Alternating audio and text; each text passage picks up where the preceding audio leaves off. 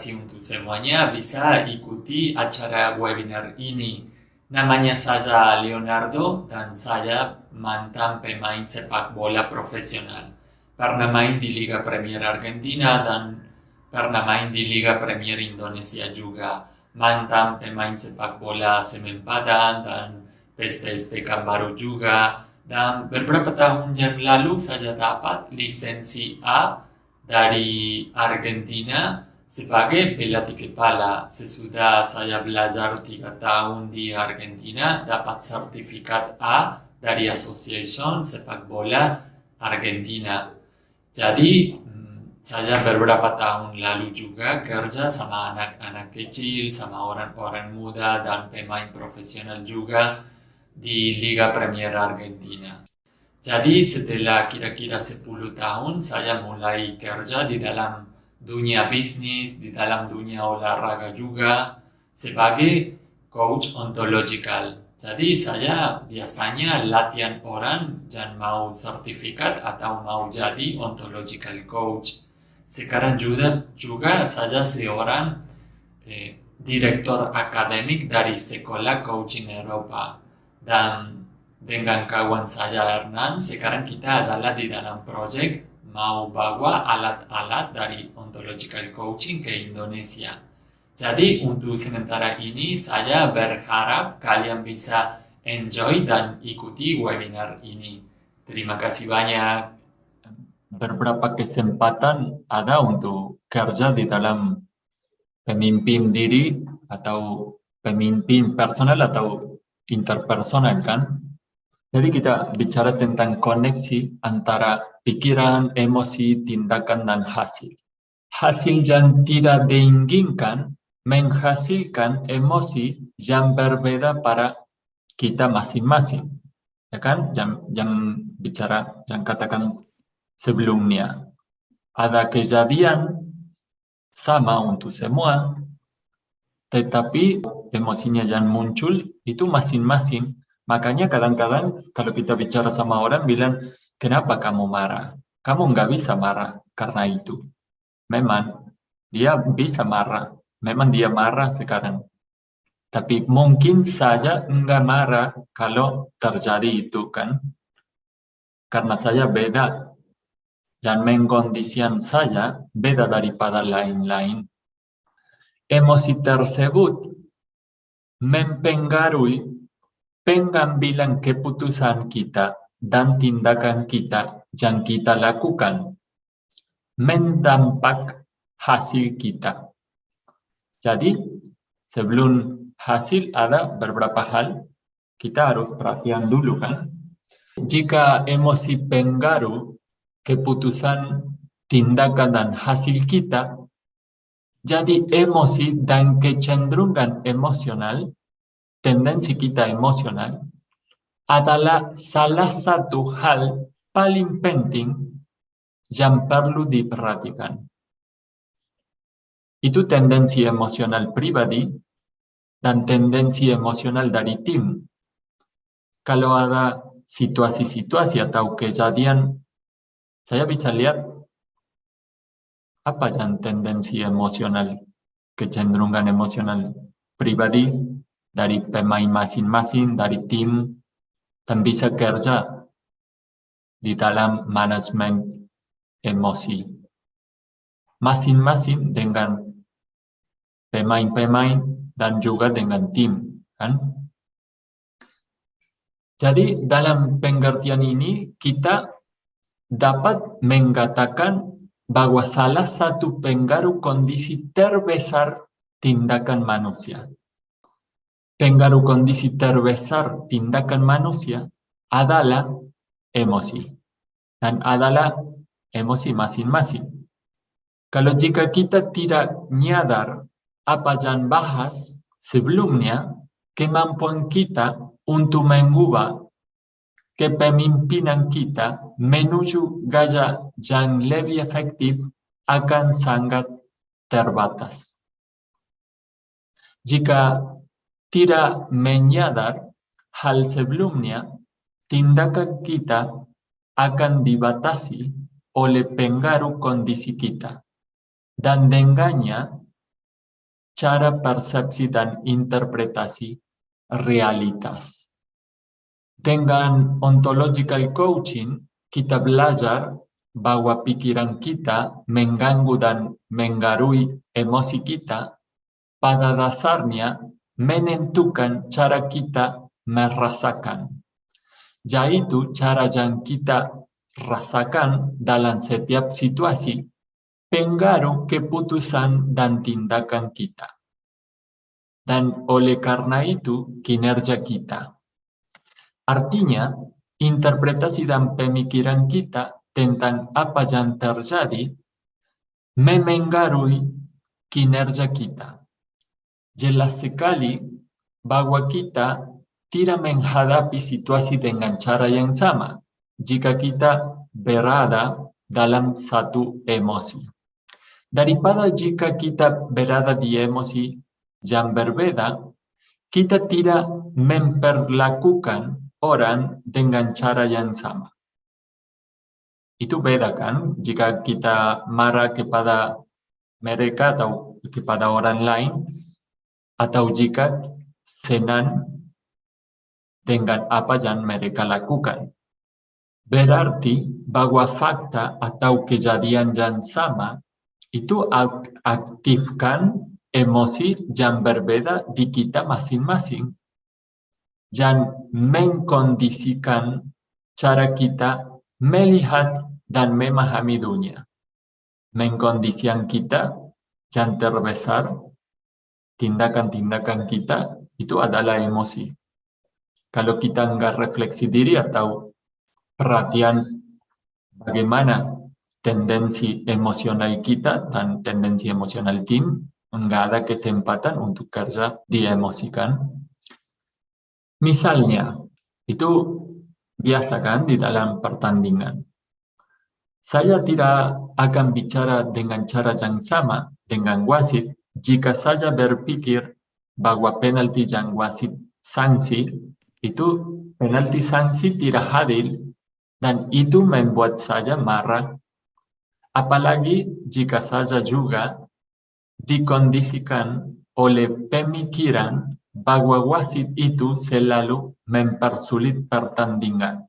Beberapa kali kita sebagai pelatih, sebagai coach, bicara tentang wasit kan, dan kita dikondisikan pemain-pemain juga. Jadi, nanti kalau wasit itu sanksi penalti, itu beda kalau saya berpikir tidak adil atau saya setuju itu penalti adil kan. Itu emosi yang muncul beda, tapi emosinya masing-masing berbeda. Mungkin kalau saya marah, mungkin saya dorong atau pukul wasit atau pukul lawan. Dan dari tindakan itu ada berhasil kan.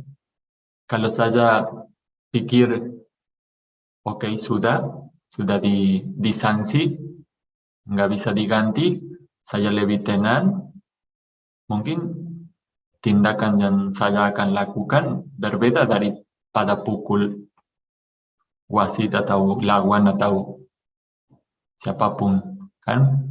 Ini satu contoh lagi kan. Saya tidak akan memiliki kinerja yang sama jika saya tendang bola ke gawang. Jadi saya shoot ke gawang dan bola kena tiang dan keluar. Jadi nggak gol kan. Bola kena tiang dan keluar. Dan oleh karena itu, interpretasi dan pikiran saya adalah hari ini saya tidak akan beruntung. Hari ini bukan hari saja. Pertandingan ini tidak akan jalan dengan baik. Mungkin kita hari ini pasti kalah. Jika penafsirkan dan pemikiran tentang hal yang sama, bola kena tiang dan keluar, adalah pikiran lain kan, seperti hampir saya. Yang berikutnya pasti masuk. Kita mendekati mencetak gol. Dalam interpretasi dan pemikiran pertama, saya akan menghasilkan jenis emosi seperti kemarahan dan pikiran hari ini saya tidak akan beruntung, mungkin hari ini kita kalah, pertandingan ini mulai susah untuk kita menang. Ya, itu emosinya yang mungkin dapat seperti kemarahan, ketidakpercayaan, frustrasi, desmotivasi, keputusasaan, kecewaan. Dan kalau saya ada pikiran atau persepsi lain, fakta sama bola kena tiang tapi keluar, tapi jam pikiran saya berbeda, hampir masuk. Yang berikutnya pasti masuk. Ya, itu mungkin akan menghasilkan jenis emosional lain. Jadi misalnya motivasi, kepercayaan diri, suasana hati positif, ilusi.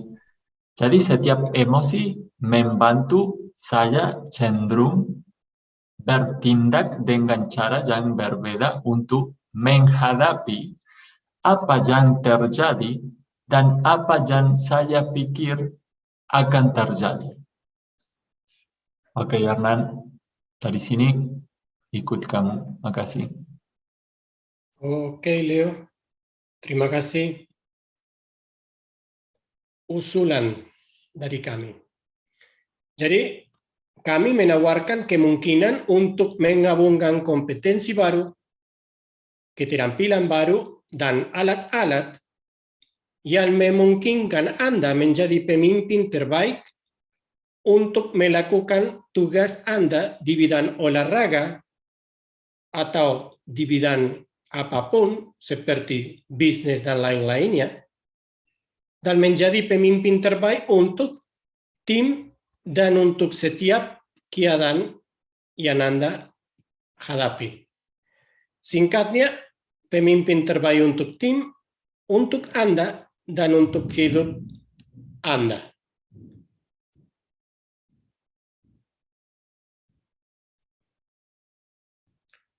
Ini adalah presentasi dari kami sudah hampir mau selesai. Ini kita mau jelasin sedikit tentang metodo ADN, program yang kita akan ngajar yang mulai di bulan Mei. Jadi metodo ADN yang namanya transformasikan pemimpin yang ada di dirimu. Metodo ADN atau singkat ADN ini ada berhubungan memang dengan singkat yang DNA dan bicara tentang 6 langkah dari metode ini. Jadi kita ada rencana untuk program intensif ini 2 bulan yang ditunjukkan para atlet olahraga apapun, pelatih, asisten, manajer, dan semua orang yang ingin memasukkan alat kepemimpinan pribadi dan interpersonal. Kita akan ada 12 kelas teorik dan 5 kelas yang kita akan ketemu langsung. Kelas mentoring. Setiap kelas kita andalkan setiap 2 minggu. Setiap Rabu pukul 10 pagi. Kita akan bagi program ini di dalam 2 modul. Kelas 1 akan dibagi 3 subkelas yang kita akan bicara tentang apa itu dan apa yang dilakukan seorang coach. Kita akan bicara OSAR model yang ada hubungan penggambar tindakan dan hasil. Kita akan bicara juga tentang pengkondisian kita, apa yang pengaruh kondisi kita. Dan setelah kalian mengikuti 3 kelas online ini, akan kita ketemu langsung di mentoring yang pertama untuk bahas apa yang kalian belajar dari kelas-kelas yang terekam. Di kelas 2 ada 3 subkelas yang kita akan bicara tentang zona-zona aksi kita, yang zona yang pengaruh langsung tindakan dari kita, yang nggak pengaruh langsung dari kita juga, dan kita juga akan bicara tentang zona ini yang faktisitas, zona yang bagaimana kita bisa berhubungan dengan sesuatu yang tidak dapat dirubah. Bagaimana hubungan kita dan realitas. Dan tentu saja di kelas mentoring kita akan bahas hal-hal tersebut. Di modul 2, kita sudah mau masuk ke teori pengamat, domain utama, koherensi pribadi, realitas saat ini, dan realitas yang kita inginkan. Bahas di mentoring tentang tanggung jawab kita. Dan di kelas 2 ini, di 3 kelas terekam terakhir, kita akan discuss tentang metode kita. 6 langkah dari metode ADN kita. Langkah pertama adalah mengamati diri. Langkah kedua temukan. Yang ketiga dan keempat ada hubungan masing-masing, soalnya setelah kita mulai mengamati diri, kita pasti akan ketemu tindakan dan percakapan kita yang harus di stop, harus hentikan, dan ada yang tindakan yang percakapan dan lain-lainnya yang harus dimbiasakan. Untuk masuk ke langkah kelima, yang kita berdesain tindakan, percakapan, keputusan yang baru. Untuk di langkah yang terakhir, bertindak salah. Dan di mentoring yang terakhir, kita sudah akan discuss tentang bagaimana kita beraksi secara bersadar yang reflektif. Ini ada, kalau ada yang perlu tentang info-info tentang program ini adalah website kita. Mungkin Leonardo akan tulis di chat bagaimana kita bisa berkomunikasi. Presentasi kita sampai di sini. Terima kasih banyak semua sudah hadir, sudah ikut webinar pertama kami. Semoga bisa ketemu lagi di waktu kita andalkan program coaching ini. Jadi sekali lagi, terima kasih banyak.